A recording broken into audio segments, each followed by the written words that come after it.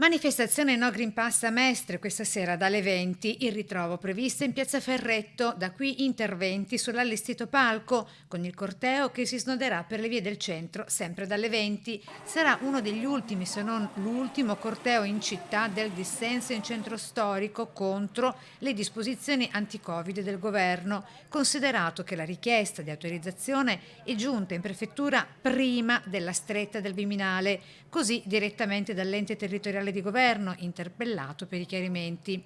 Dunque sarà un corteo e una manifestazione a tutti gli effetti autorizzata.